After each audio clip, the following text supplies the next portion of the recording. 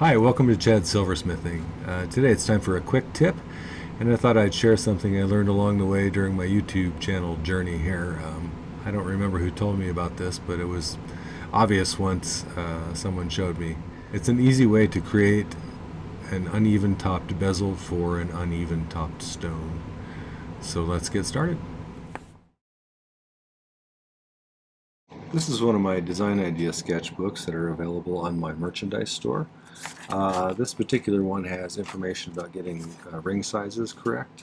Some of the other ones have some useful information like conversion charts from gauge to inches to the metric system, or from fractions of an inch to decimals to millimeters, and some other stuff too. So check out the various models of those. The real feature for me is it gives me a place to keep a record of the projects that I've done. I filled up like 5 of these now since I started the YouTube channel, and I'm not terribly good at drawing pictures, so the dot matrix in the background helps me to get better pictures because they stay more symmetrical. And now I also have a record of all of the stuff I've done in the past 5 years or so, so I can refer back to that if I want to revisit that idea or just kind of see how I did it at the time. So it's kind of handy to have one of these, so get yourself one, maybe 2. So today we don't have much of a picture because what we're doing is we're talking about dealing with an uneven stone like this piece of turquoise. I've had this one for a while. I think someone gave it to me, but I'm not 100% sure. I might have bought it in a bunch of stones from somebody. It appears to me to be maybe stabilized because it's kind of got a sheen to it that you don't normally see on turquoise. It is, however, a very pretty color, so maybe someone who's a turquoise expert could tell me which mine this is from. The thing about this one, though, is it's not a regular cabochon. First of all, it's got an unusual shape. It's just kind of abstract.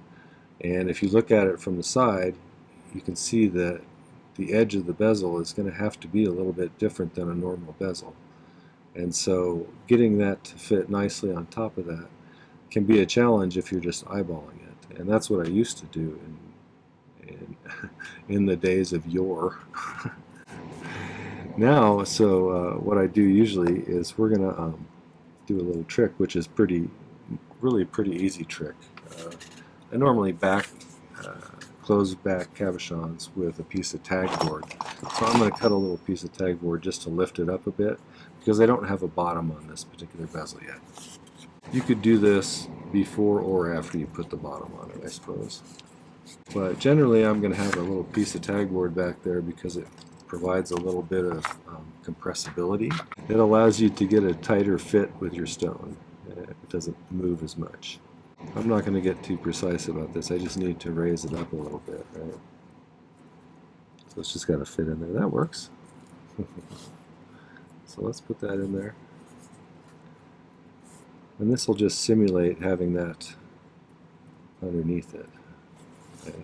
So the trick is really, we're going to color the inside of the bezel black with one of these Sharpie markers. It's a permanent black marker, so it will show up pretty well. And the way to get the edge of the bezel pretty precise is you take a little pin and we'll just run it along the top edge of that stone. Since it goes up and down like this, it'll give us a pretty good outline of what we want the top of the bezel to be. So, so let's color the inside of this black.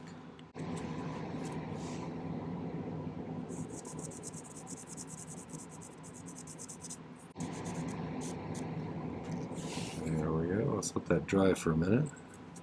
Thanks to all those people who came out and chatted with me at the show this weekend. I'm still recovering from those kind of shows always tire me out pretty seriously, especially when it's hot out. So I'm still kind of recovering, but I talked to a lot of really nice people, so thanks for coming by if you're one of them. Alright, so I got it back in there with that piece of tag board under there. Let's just kind of run this along the spot where we think we want that to go to.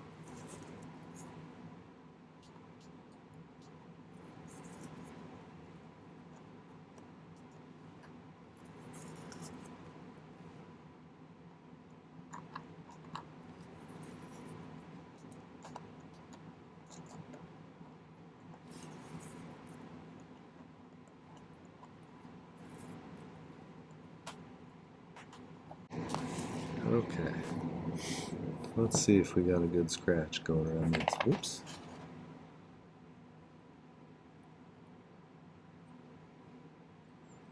There we go. So that gives me kind of a basis for where to cut or grind this down to. And I usually use a burr on my Dremel, followed by a white silicone polishing wheel to grind it down to that level. So we can go do that. I'll just show you a little bit of that, and then I'll show you the finished bit at the end. How about that? Okay, let's go check it. Let's go do that. I'm going to just try and cut this down right to where that goes to. Make sure I have the right side. That would be embarrassing if I cut off all of the other side. But it wouldn't be the first time I did something like that.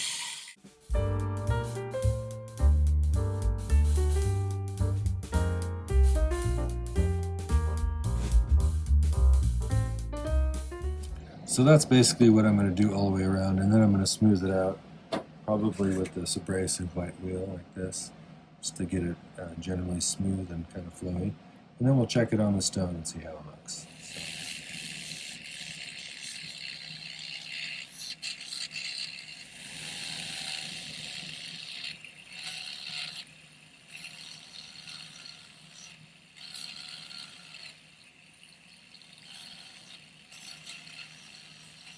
So hopefully you can see how it kind of follows the contours of the stone. If I wanted to, I could drop this just a little bit lower probably.